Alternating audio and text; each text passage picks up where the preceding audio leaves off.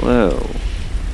So, I was thinking about giving horror audio a shot. Why not? I love horror audio. I listen to it at least 4 or 5 hours a day. So, I've always been jealous of people that do it for a living. If I could just do this as a hobby, I would be fine. If you don't like it, please let me know your honest opinion. If you don't like it, that's fine. Not everyone's gonna like your work. I understand that. That's fine. Anyway, I tried 10 years ago. My channel's still up, but there's only a couple on there and it failed. I stopped and got into bad things. Became homeless and changed my life around. So, that's a horror story all in itself. So, anyway, I'm doing great. I'm happy, and I want to try this again. So, let's give it a shot. Thank you for stopping by. I appreciate it. I fell asleep with the TV on. I woke up to a live stream from inside my house. I'm scared. I don't understand what happened, and I haven't been home since. I live alone. I'm a hard-working, fairly young guy. I just bought my own house last year, and while yes, sometimes I get spooked when I hear a creak in the house, I've never had an experience like I faced last week. As you can imagine, in this economy, it's not the easiest to own your own property by yourself. Most people wait until they're married with dual incomes to purchase a home. I, on the other hand, believed I could handle the responsibility on my own. It wasn't easy, don't get me wrong. Sometimes the bills were paid and I had very little spending money for anything else. I was okay with that though. I guess you can call it pride. I felt proud owning my own home. Late 20s, good job, and now my own house. I was doing well enough for myself. Like I said, I am a hard worker. Sometimes not by choice, but by necessity. Mortgage and bills needed to be paid, and I didn't have anyone else to rely on. That meant any overtime that I could get my hands on, I took. Need me to come in early? No problem. Need me to work a double? Say no more. I believed if I could earn enough money to get ahead of my bills, I could slow down the overtime and really start to enjoy the fruits of my labor. After a long week of work, I was ready to fall asleep just about anywhere. Exhausted was not the word. The drive home was rough, but I finally made it home. I walked into the door, threw my bag on the floor, and headed for the kitchen. I just wanted to get something in my stomach before knocking out for the night. I grabbed the beer out of the fridge and a frozen pizza out of the freezer. I put the pizza in the air fryer and spotted what I could describe to be the most comfortable spot known to man. My worn down couch. It wasn't pretty, but it felt like I was sitting on a cloud. I grabbed the remote and began flipping through the channels. I didn't have anything in mind, just something for background noise as I ate. I barely made it past 5 channels before I was sleeping on the couch.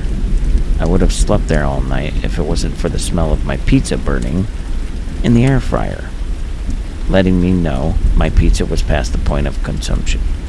I woke up in a daze, my eyes fighting to stay open. I forced myself to sit up. Right before I got up, I noticed something strange on the TV. I thought I was dreaming. I sat up straight, rubbed my eyes a few times, but it still didn't make any sense. I was looking at my living room. It was a bit fuzzy, sort of had a home movie type of filter on it.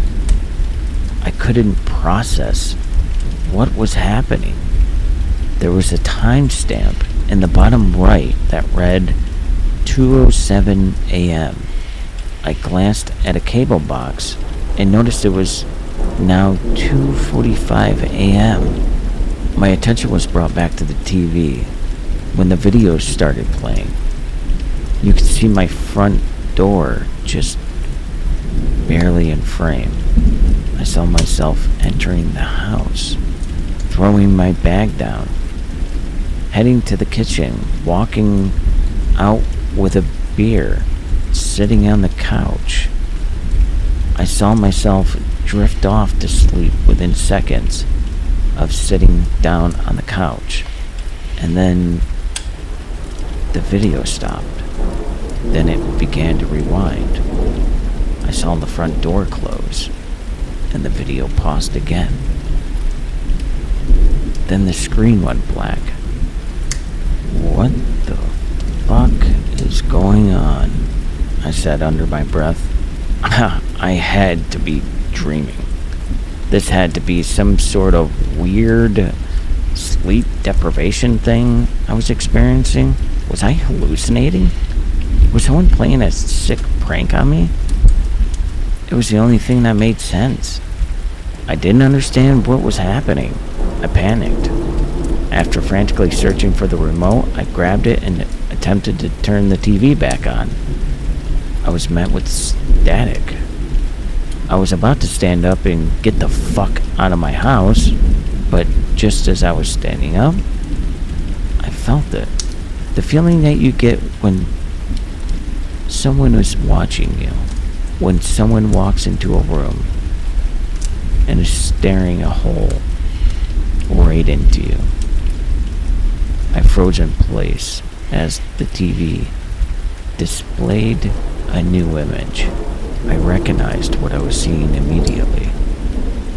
The view from the staircase in my house leading down into the living room.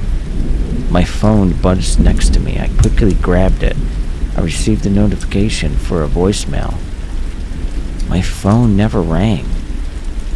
This had to be it, the big reveal. One of my buddies playing some oddly elaborate trick on me.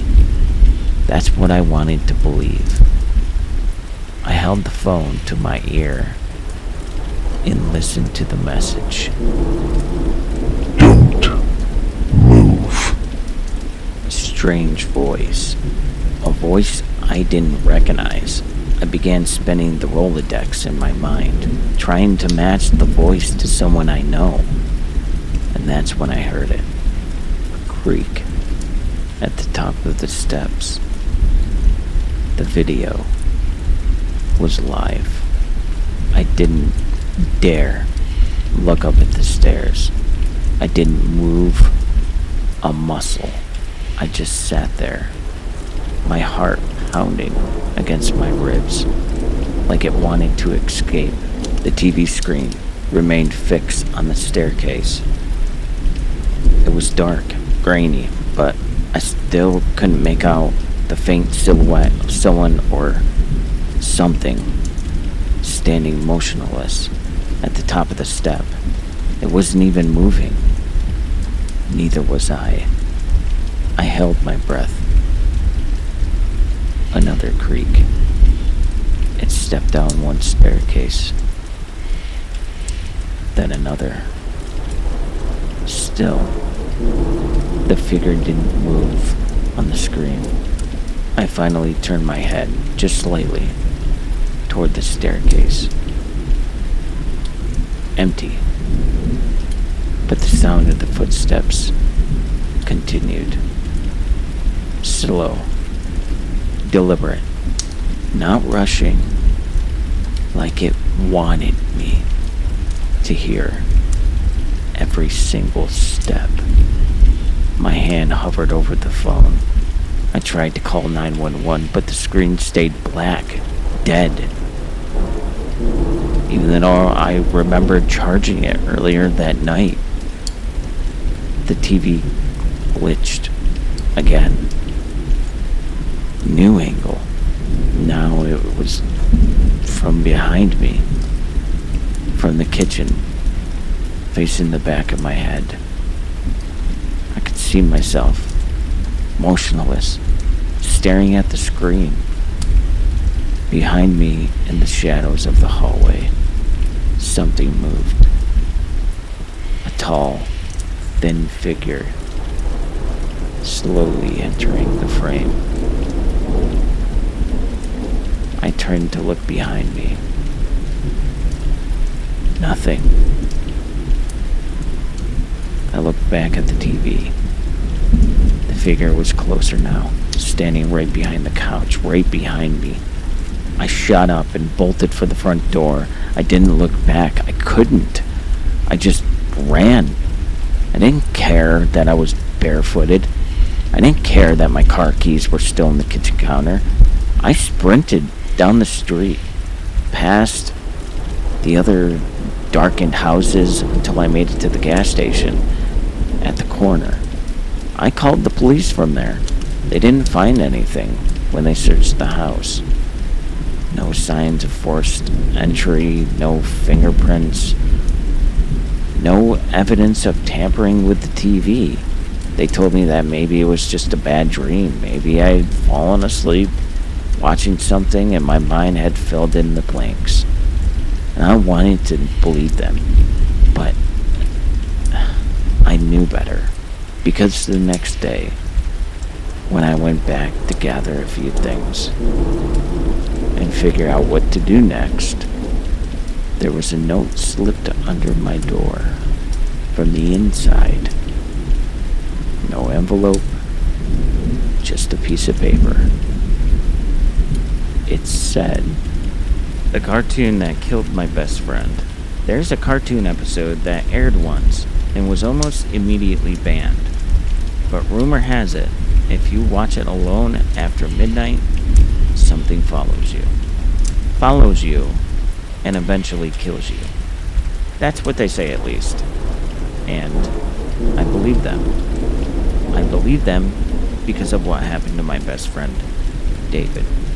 David was the kind of person everyone wanted to be around. He had this way of making people laugh without trying. Like when he attempted to convince our math teacher that his calculator was haunted just to get out of a pop quiz. He was kind, easy to talk to, and somehow always knew when someone needed cheering up. People loved him for that. But to me, he wasn't just the funny, likable kid everyone admired. He was my best friend since we were 5 years old. We started kindergarten together, and we have been inseparable ever since. He was always the one person I felt completely safe with, closer than a brother. At the age of 12, we got hooked up on horror, and especially creepypastas. We would waste away hours on Reddit and YouTube, consuming all the scary stories and legends that we could find. Then it happened. I was in my room, lost in the World of Warcraft dungeon when David bursted in, breathless and grinning as if he just won the lottery. He told me about a creepypasta that he had just read. It was about a cartoon that was released in 1966 and then it vanished. It was a strange black and white cartoon about a cat endlessly chased by its own shadow. No matter where it ran, across rooftops, through alleys, or into a moonlit field, the shadow was always just one step behind.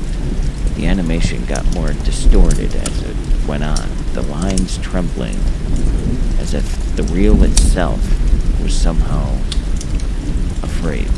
In the final scene, the cat stops running. The shadow catches up and wraps around it like smoke. Then, without a sound, the fur begins to peel away. Slowly, deliberately, And just before the screen cuts to black, a low, crackling voice whispers something. 3 words that sound like ancient static. Omni Hexus Satanis.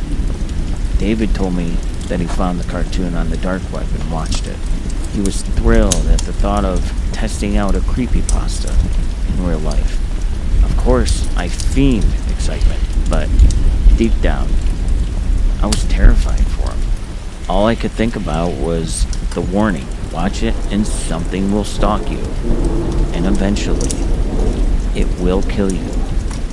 That was 10 years ago, though it feels like yesterday.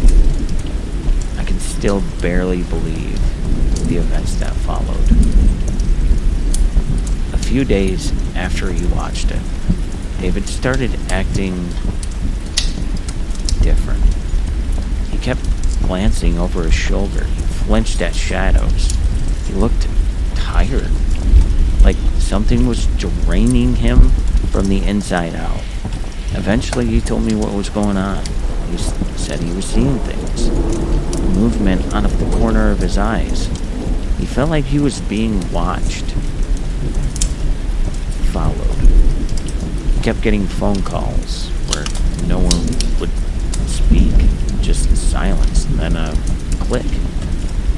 And worst of all, the TV in his room started turning on by itself, always at 3 a.m., always playing nothing but white noise.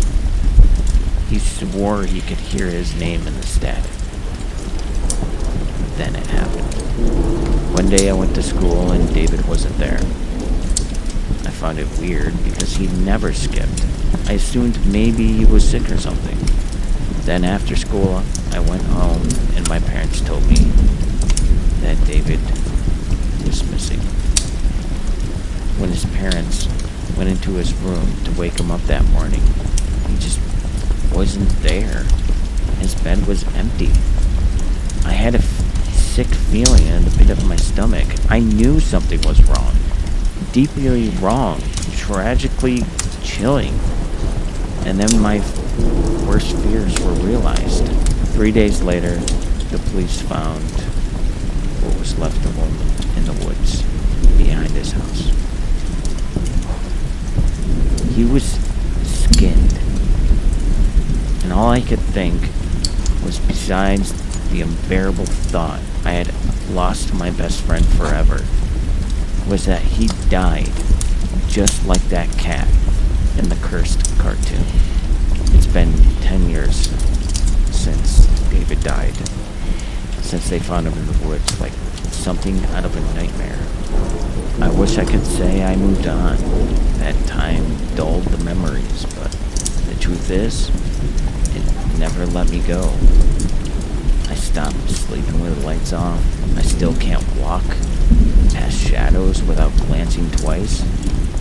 For years, I avoided cursed media altogether. No creepypastas, no late-night horror bitches. Just the thought of them made my skin crawl. But curiosity is always a strange thing. It gnaws at you in silence, especially when there are questions left unanswered. A few weeks ago, I started searching again. Not for fun, for closure, for proof. I went deeper than I ever had before. Old Reddit threads, long since forgotten. Archived forums, fragments of onion links, buried in dead blogs. And then I found it. The cartoon. His cartoon. I don't know why I clicked play. Maybe a part of me needed to know what was real. Maybe I needed to believe he didn't die for nothing. I watched it. And now, wait. Something just moved in the corner of my eye.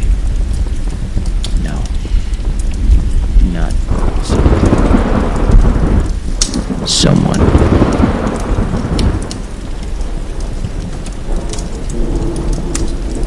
I think my Bumblebee made a key to my apartment. I've only told one person the full story. I probably sound paranoid, but I know what I saw, what I felt. I met this guy, Adrian, during a post-breakup slump. Hot, charming, FaceTimed early, brought flowers on the first date. He stayed over once on the couch. Everything felt normal until it didn't. A few days later, my bathroom trash had been emptied. My mugs were moved. A drawer I never touched was cracked open. I told myself I was overthinking until I got a Snapchat. It was me doing the dishes from behind, taken inside my apartment. Then he messaged me, "You ghosted me." Next day, he liked every Instagram pic I had. Back to 2016. Then followed my high school friend I hadn't tagged in years. Then left a comment, "Might come say hi soon." I came home from work one night to a rose on my doorstep, the same kind he brought on the first date. No note, no knock, just the rose. Then one night at 3:40 a.m., my smoke alarm went off. No fire, no food, but in my coat closet, a still smoking cigarette in a ceramic mug, on a paper napkin, waiting to catch fire. The cops found no fingerprints, no forced entry, but they did find a blank universal key inside my lock, unmarked, filed smooth, maintenance style, like someone made a copy. I moved out the next month. I still check under my bed every night, and I still haven't opened my dating app in 2 years.